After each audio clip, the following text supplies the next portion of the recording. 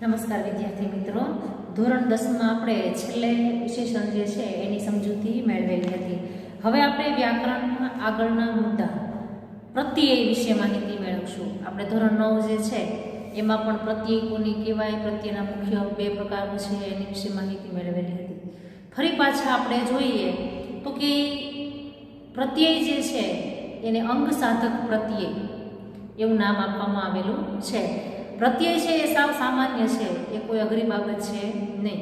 પણ આપણે પહેલેથી ધોરણ 9 જે છે એમાં જે પ્રત્યય આપણે શીખા એને ફરી પાછું એક નજરથી જોઈએ તો સર્વપ્રથમ આપણે શું કરવાનું તો કે પ્રત્યય જે છે એ તમે જ્યારે સમજો છો, લખો છો ત્યારે સર્વપ્રથમ એટલું યાદ રાખવાનું કે કોઈ પણ શબ્દ આપેલો છે, બરોબર, એનો વિરુદ્ધાર્થી શબ્દ એટલે પ્રત્યય. પ્રિય શબ્દ આપેલો છે તો એને પ્રિય શબ્દને પ્રત્યય લગાવવો. પ્રિય શબ્દ જે છે ને સામાન્ય શબ્દ છે. હવે આપણે એને પ્રત્યય લગાવવો છે તો પ્રિયનું શું થઈ જશે? અપ્રિય. તો અ શું થયો? એનો પ્રત્યય. કયો પ્રત્યય થયો તો કે આગળ અ લાગ્યું તો એ પૂર્વ પ્રત્યય થયો. તો કે પ્રત્યય જે છે એના મુખ્ય 2 પ્રકાર છે. ક્યાં ક્યાં? તો કે પૂર્વ પ્રત્યય અને પર પ્રત્યય. હવે આપણે જોઈએ તો કે સ્વસ્થ શબ્દ છે એને આપણે પ્રત્યય લગાવવો છે તો અસ્વસ્થ. તો એ અ શું થયો? આગળ લગાવેલો પ્રત્યય એટલે કયો પ્રત્યય થયો? પૂર્વ પ્રત્યય. એવી રીતે દરેક શબ્દ જે છે એમાં અમુક શબ્દ એવા છે કે જેને આગળ કોઈ પણ પ્રત્યય લાગે છે તો એને આપણે પૂર્વ પ્રત્યય કરીએ છીએ અને પાછળ જે લાગે એને પર પ્રત્યય તરીકે ઓળખીએ છીએ. તો સામાન્ય રીતે આપણે જોઈએ તો કે પહેલો શબ્દ આપેલો છે પ્રિય, બરોબર. હવે આપણે આ શબ્દનો પ્રત્યય કરવો છે તો કે અપ્રિય, બરોબર. પછી શબ્દ એવો છે સ્વસ્થ, તો અસ્વસ્થ, બરોબર. સજીવ તો નિર્જીવ. પછી હાજર તો ગેરહાજર. એક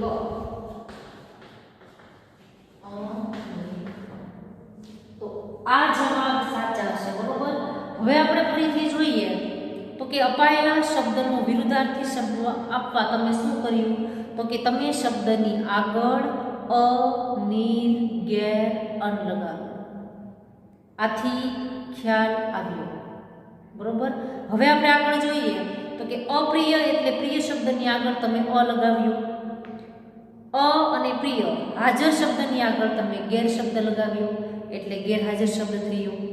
એ જ રીતે એકની આગળ તમે અન લગાવ્યો જેનાથી અનેક શબ્દમાં ન ભળી ગયો એટલે ને થઈ અને એક પ્રત્યય અનેક શબ્દ બન્યો, બરાબર.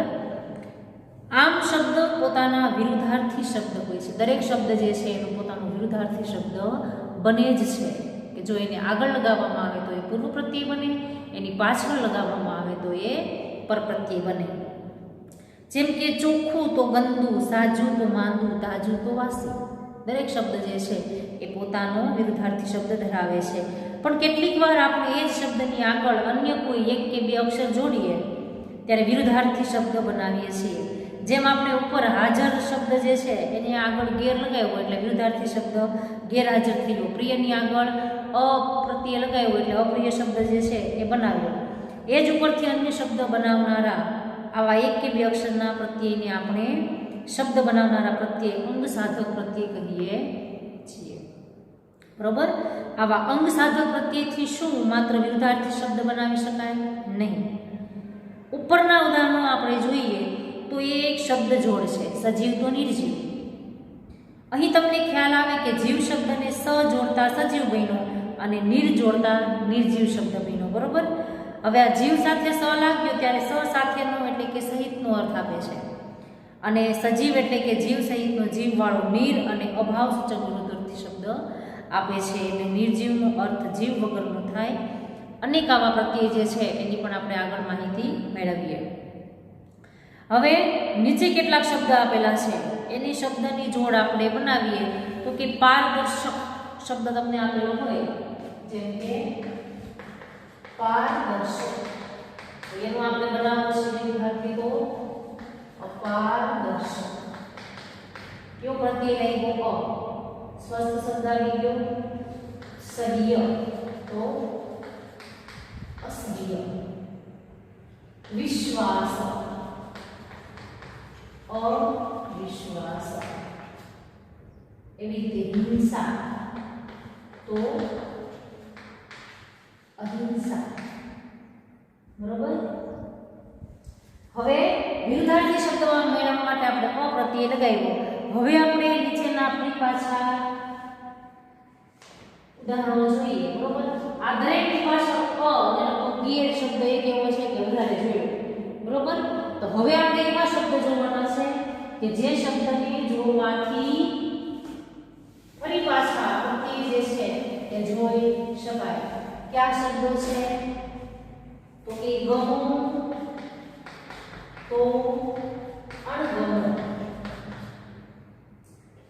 માનીતું અણમાનીતું, દીઠું અણદીઠું, સમજુ અણસમજુ,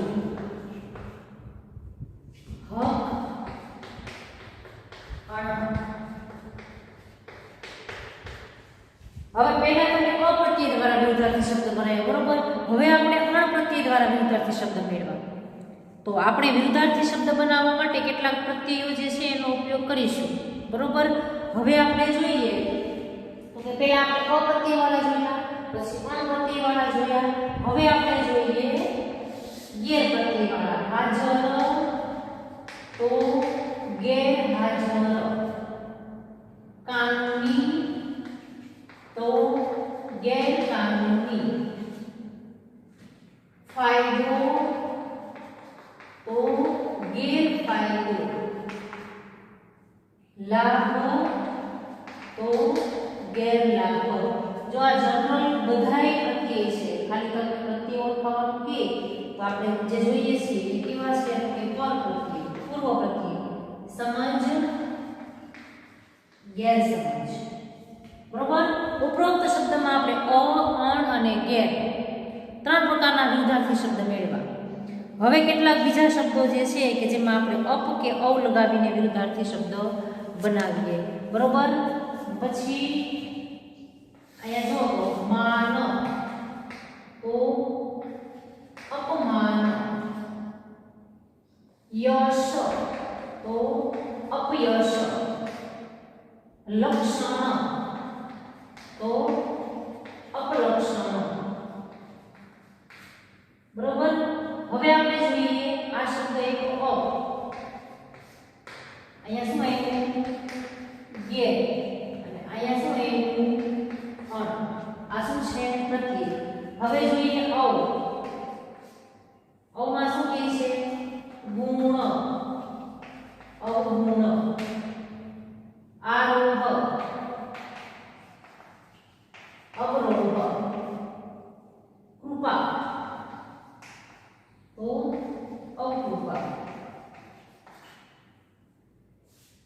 બરોબર. હવે કેટલાક શબ્દ જે છે એને આપણે નિહિ પ્રત્યય દ્વારા નકાર કે અભાવ દર્શાવીએ છીએ. તો આ પ્રત્યયના પ્રયોગ સાથે આપણે સંધિના નિયમો જે છે એને ધ્યાનમાં રાખવા પડશે. કારણ કે નિહિ પ્રત્યય કેટલાક શબ્દોમાં નિર તરીકે પણ વપરાય છે. આપણે જ્યારે સંધિ જે છે એની માહિતી મેળવી ત્યારે આપણને ખબર જ છે કે નિહિ શબ્દ જે છે એને નિર અથવા નિસ પ્રત્યયથી ઓળખવામાં આવે છે. કેટલાક એવા શબ્દો છે. તો આ વિગતો સંધિના પ્રકરણમાં જોઈશું. એ વિરુદ્ધાર્થી શબ્દ કેવી રીતે બનાવીએ એને આપણે જોઈએ.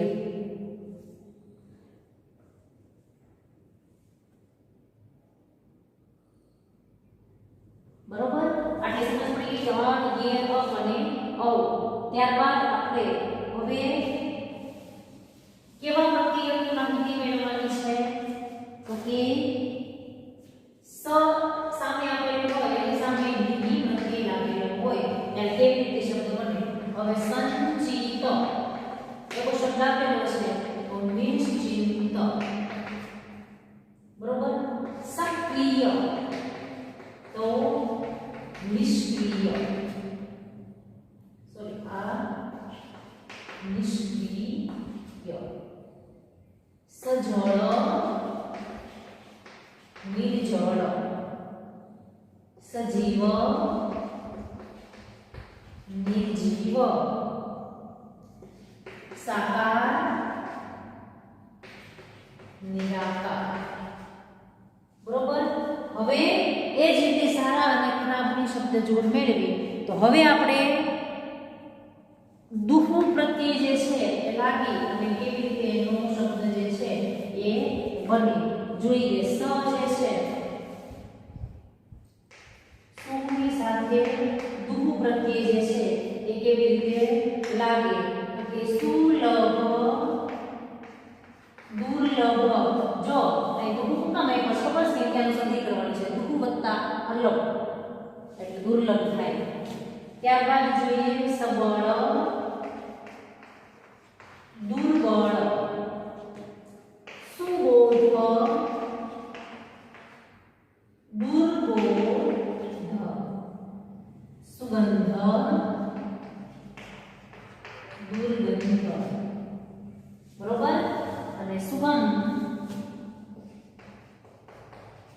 તો દુર્ગંધ તો આ છે સુગંધ રૂપ હવે આપણે સુપ્રત્યય દ્વારા સારુંનો અર્થ બતાવીએ છીએ અને દૂર દ્વારા ખરાબ એટલે કે અશક્ય આદિનો અર્થ દર્શાવવામાં આવેલો છે અન્ય એક શબ્દ જોડ આપણે જોઈએ તો જેમાં સત્કર્મ તો દુષ્કર્મ ધુ વત્તા કર્મ તો સત દ્વારા સારું અર્થ દર્શાવાય છે અને સત પ્રત્યય નથી તેથી આ શબ્દ જોડ માત્ર દૂર દ્વારા ઉમેરાતા ખરાબ અભાવ અને અશક્ય આદિનો અર્થ જે છે એ આપણે જોઈશું કેવી રીતે તો કે આપણે અહીંયા જોઈએ સત સાથે દુઃખ પ્રત્યય જે છે એ લાગેલો છે કેવી રીતના તો કે સદાચાર દુરાચાર સજ્જન દુર્જન સદભાગ્ય દુર્ભાગ્ય સદગુણ દુર્ગુણ સદુપયોગ દુરુપયોગ કે જેમાં દુઃખ જે છે એનો મુખ્ય સમાવેશ કરેલો છે ખરાબનો અર્થ દર્શાવવા માટે આપણે શું કરીએ છીએ તો કે અન્ય એક પ્રત્યય જે છે એનો આપણે ઉપયોગ કરીએ છીએ તો નીચેના આધારે આપણે ફરી પાછા જોઈએ જો હવે ખરાબની વાત કરેલી છે કેવા પ્રત્યય તો કે સારાની બાબત જે છે એને જો પ્રત્યય લગાવવામાં આવે તો એ કેવો પ્રત્યય બને છે તો કે ખરાબ બને છે જો આ શબ્દ આપેલો છે કે પુત્ર તો એને આપણે પૂ લગાવવામાં આવે તો પુત્ર થાય તો પુત્ર છે એ પૂર્વ પ્રત્યય જો કહેવાય ખ્યાત કુખ્યાત સુમતિ તો કુમતિ ત્યારબાદ ટેવ તો કુટેવ સંસ્કાર તો કુસંસ્કાર જો આ શબ્દ જે છે ને એ આપણે અવારનવાર બોલતા જ હોઈએ છીએ કે સારી બાબતને કરવામાં આવે તો એ જે છે ખરાબ બાબત બની શકે તો એવી જ રીતના આપણે બીજા જોઈએ શબ્દ બરોબર છે આબરૂ તો બે આબરૂ ત્યારબાદ કાળજી તો બે કાળજી ઈમાન તો બે ઈમાન इंसाफ तो बे इंसाफ होश तो बेहोश त्याમાં બે પ્રત્યય જે છે એ લગાવવામાં આવેલા છે તો અહીં આપણને ખ્યાલ આવશે કે બે પ્રત્યય લગાવવાથી અભાવ ન હોવું વગેરેનો અર્થ દર્શાવાય છે જેમ કે શબ્દની આગળ પ્રત્યય લાગે છે તેમ શબ્દની પાછળ પણ પ્રત્યય લાગી શકે છે તો શબ્દની આગળ લાગે તેને પૂર્વ પ્રત્યય કહેવાય જેમ કે અધર્મ સપૂત બેઆબરૂ વગેરે અને શબ્દની પાછળ લાગે તેને પરપ્રત્યય જે છે એ કહેવામાં આવે છે. તો જેમાં જંગલી તો કે જંગલી પ્રત્યય છે. કાળાશો તો આશ પ્રત્યય છે. પાંદડી તો પાંદડી પ્રત્યય લાગેલો છે. તો આવા કેટલાક આપણે પ્રત્યય જે છે એનો આપણે અભ્યાસ કરવાનો છે. તો ધોરણ 10માં આવતા આપણે પ્રત્યય જે છે એની મુખ્ય માહિતી મેળવીએ. તો સર્વપ્રથમ આપણે જોઈએ તો કે આપણે સામાન્ય માહિતી મેળવી. હવે આપણે પ્રત્યય અને પરપ્રત્યય કોને કહેવાય એની આપણે મુખ્ય માહિતી જે છે એ મેળવીશું. તો સામાન્ય રીતે બંનેની વ્યાખ્યા આપણે સાથે લખીશું. શું તો કે સીધું લખવાનું કે શબ્દની આગળ લાગે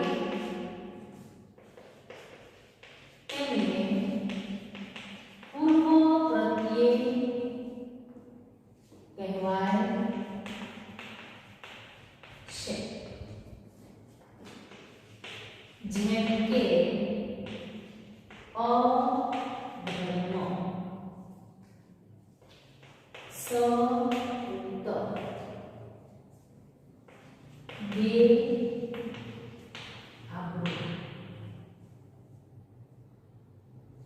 બરોબર. એવી જ રીતે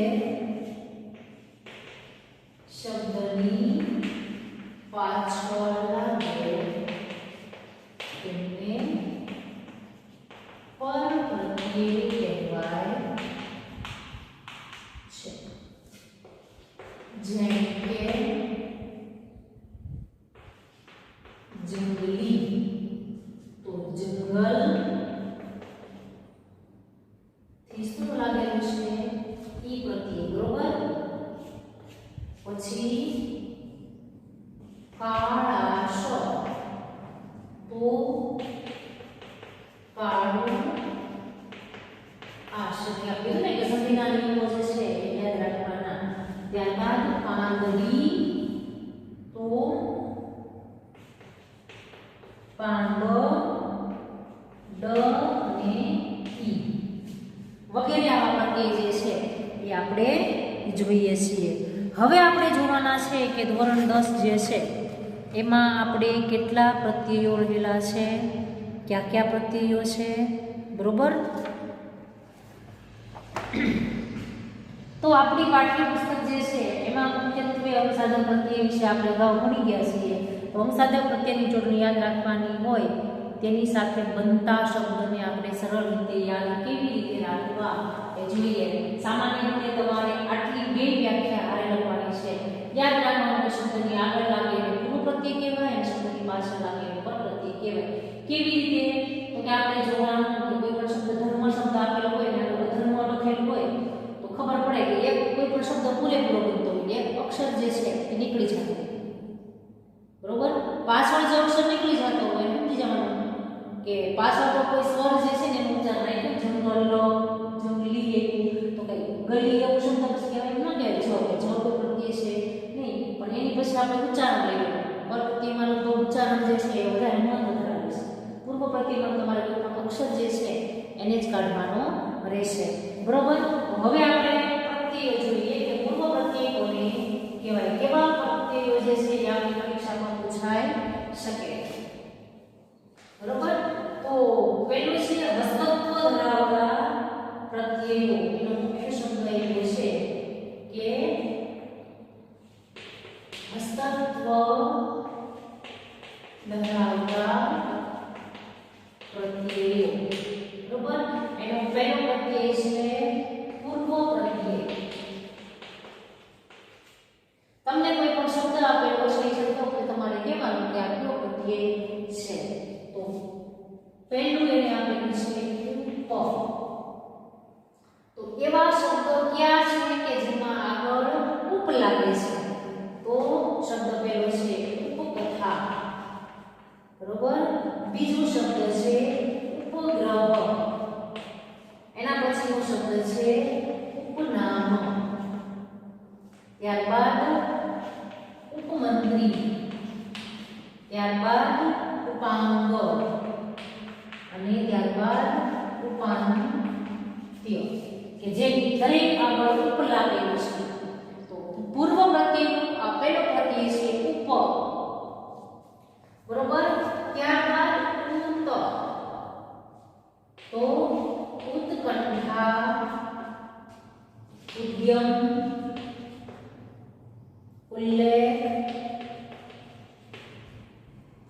ઉદયંત આપણે એની શું કરી દેવાની સંધિ ચૂંટણી પાડી અને પ્રત્યય જે છે એ જોઈ લેવાનું કે ઉત પ્રત્યયમાં પૂર્વ પ્રત્યયનું છે ત્યારબાદ સુ પ્રત્યય તો સુપુત્ર સુદ્રઢ સુદીર્ઘ સુપાત્ર સુમેળ સુગંધ સુરુચિ અને સુશીલ જો આપણે ખાલી જે શબ્દ એવા લઈએ છીએ કે સામાન્ય આપણી પાઠ્યપુસ્તકમાં અંદર હોય એ સિવાયના ઘણા બધા રોજબરોજમાં આપણે વાપરતા હોય ત્યારબાદ એવા શબ્દ પણ હોઈ શકે કે આપણી પાઠ્યપુસ્તકમાં હોય ને આમાં ન હોય તો શું પ્રત્યય જે છે એ પણ પૂર્વ પ્રત્યયનો જ પ્રત્યય છે ત્યારબાદ આપણે જોઈએ તો કુ પ્રત્યય તો કુવિચાર કુસંસ્કાર ત્યારબાદ કુછંદ કુસંપ કુદ્રષ્ટિ કુપાત્ર કે જેમાં આગળ કુ લાગેલો છે કે જેને પૂર્વ પ્રત્યય તરીકે ઓળખવામાં આવે છે ત્યારબાદ શબ્દ આવ્યો અનુ તો અનુકૂળ અનુકરણ ત્યારબાદ અનુભૂતિ અનુમતિ અનુમોદન અનુશાસન એવા ઘણા બધા શબ્દ જે છે એ આપણે લઈ શકીએ પછીનો અર્થ અનુજ અનુચર અનુસ્નાતક અનુક્રમ અન પ્રત્યયમાં પ્રત્યય અંતર અંતર અનુચિત તો હવે આપણે જોઈએ દુહુ માં કેટલા આવશે તો કે દુહુ ત્યારબાદ દુસ ત્યારબાદ દુરહ તો આમાં શું આવશે તો કે દુર્જન જો આપણે શું કરવાની છે સંધિ ત્યારબાદ દુર્ગમ દુષ્કાળ દુરાચાર અને દુષ્પ્રાપ્ય બરોબર તો આ શબ્દ જે છે એની આપણે મુખ્ય માહિતી મેળવી તો એ શબ્દ એવા છે કે સત્વ ધરાવતા પ્રત્યયો છે કે જેમાં પૂર્વ પ્રત્યય જે છે એમાં ઉપ ઉદ સુ અને કુ બરોબર અનુ દુહુ અને નિહિ જેવા પ્રત્યય જે છે એ લાગી અને આપણે શબ્દ જે છે એ જોયા હજી આમાં એક શબ્દ છે કેવો તો કે નિહિ છે આટલા લખી નાખવાના બરોબર આમાં જે નિહિ શબ્દ નિશ અને નિર એ ત્રણ જે છે એની માહિતી મેળવવાની છે બરોબર તો આપણે સત્વ ધરાવતા પ્રત્યયો જે છે એની મુખ્ય માહિતી મેળવી કે જેમાં આપણે પૂર્વ પ્રત્યય કોને કહેવાય એની આપણે મુખ્ય માહિતી જે છે એ મેળવેલી છે તો આટલા પ્રત્યય લખી અને આપણે જે આમાં એક પ્રત્યયનો ઉપયોગ કરવાનો છે નિહિ બરોબર તો નિહિમાં નિહિ શબ્દ નિહિ સત્વ પછી નિહિ શસ્ત્ર ત્યારબાદ નિહિ શુલ્ક ત્યારબાદ નિહિ સહાય ત્યારબાદ નિહિ સંકોચ અને ત્યારબાદ નિહિ સંતાન તો જેમાં નિહિ પ્રત્યય લાગી અને શબ્દ જે છે એ પૂર્વ પ્રત્યય બને છે ત્યારબાદ જોઈએ નિશ નિશ્ચેતન નિશ્ચલ નિષ્કામ નિષ્ફળ નિષ્કપટ, કંડક, નિષ્કર્મ, નિષ્ક્રિય, નિષ્પક્ષ. બરોબર. ત્યારબાદ જોઈએ નીર. તો નીરમાં જોઈએ નિર્મળ, નિર્દોષ, નિરંકુશ, નિર્દય, નિરામિષ, નિરાવરણ, નિરાશ, નિરાશ્રય, પછી નિરાહાર અને નિરુત્તર. બરોબર. તો આ ત્રણેય છે ને એ હારે છે, નિમિ, નિશ અને નિર. પણ એને આપણે અલગથી સમજૂતી એવી છે કે ભાઈ આવો શબ્દ તમને પૂછે કે નિ શબ્દ પ્રત્યય ઓળખાવો, તો તમને ઓપ્શનમાં આપેલું છે કે પૂર્વ પ્રત્યય છે, પર પ્રત્યય છે કે એક પણ નથી. તો આપણે જોવાનું કે આમાંથી કયો પ્રત્યય જે છે એનો મુખ્ય રહેલો છે. બરોબર. નોંધ કરી અને લખવાનું છે કે સ્વર અને ઘોષ વ્યંજન પહેલા નિર, દુરહ, ઉષ્માક્ષરો પાસે ની, દુ, ચ પહેલા શ કે પ પહેલા શ જે છે એ મુખ્ય શબ્દ આવે છે. એની આપણે કોઈ ખાસ માહિતી જે છે એ મેળવવાની છે નહીં, ખાલી સમજૂતી માટે આપેલું છે. તો આ થયા આપણા પૂર્વ પ્રત્યય. હજી પણ આપણે એવા ઘણા બધા પ્રત્યય જે છે એની આપણે મુખ્ય માહિતી જે છે એ આપણે મેળવવાની છે. બરોબર. હવે જોઈએ વી. તો વિકેન્દ્રિત, ત્યારબાદ વિસર્જન, વિજાતીય, વિદેશ, વિદેહ, વિધવા, વિધર્મ વગેરે શબ્દ જે છે એમાં આદિ નકારનો અર્થ થાય છે. બરોબર. શેનો અર્થ થાય છે તો કે વી શબ્દ હંમેશા નકાર દર્શાવે છે. છેલ્લે આપણે લખી નાખીએ કે વી શબ્દ જે છે એમાં વિરોધ, નકાર આદિનો અર્થ જે છે આદિ અર્થ રહેલો છે. હવે આપણે જોઈએ વિશિષ્ટ, વિખ્યાત. જો વીજ છે પણ હવે ઓલો જે છે ને નકાર અર્થ દર્શાવે છે અને આ શબ્દ જે છે એ વિશેષ શબ્દનો અર્થ જે છે એ ધરાવે છે. વિજ્ઞાન, વિજય, વિનાશ, વિનમ્ર, વિદ્રોહ વગેરે શું બતાવે છે તો કે વી વિશેષનો અર્થ દર્શાવે.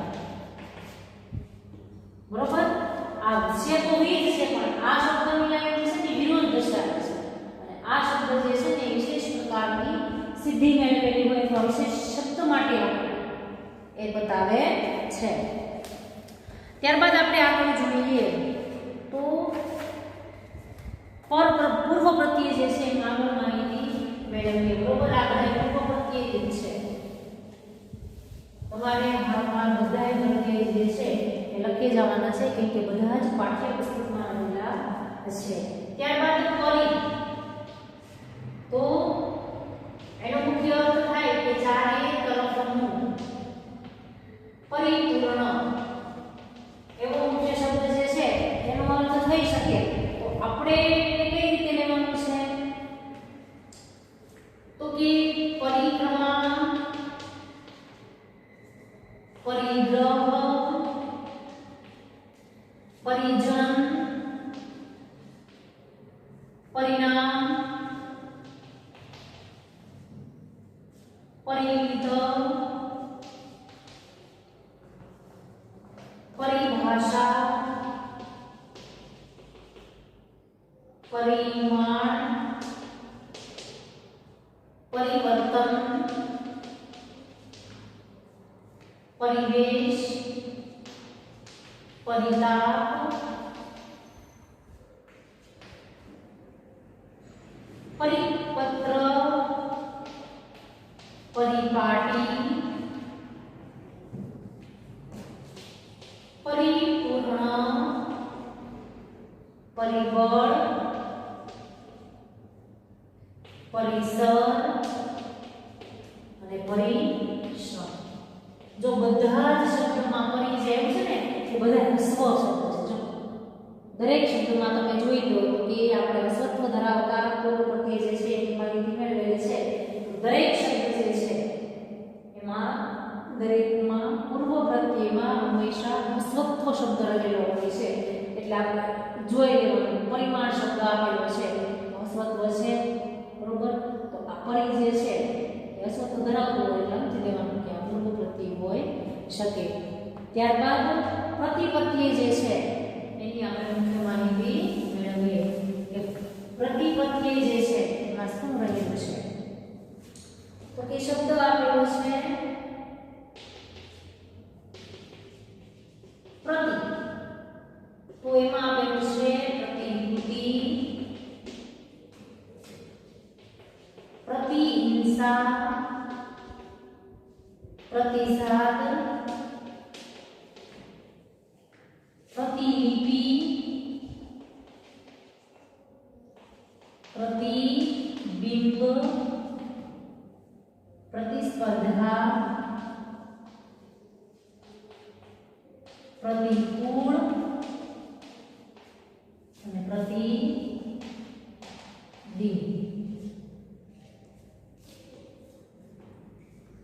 તો આમાં એવો પણ ઓપ્શન આપ્યો છે કે સંધિને કારણે પરીક્ષા અને પ્રતીક્ષા એ શબ્દોનો મુખ્ય ઉલ્લેખ થાય છે કે સંધિને કારણે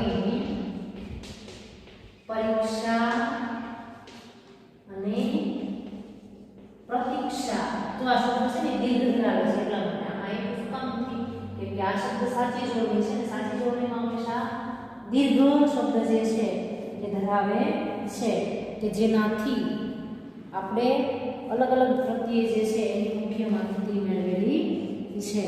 તો પૂર્વ પ્રત્યયમાં આપણે જોઈએ તો હજી પણ આગળ ઘણા બધા પ્રત્યયો જે છે એની વિશેષ માહિતી આપણે મેળવવાની છે.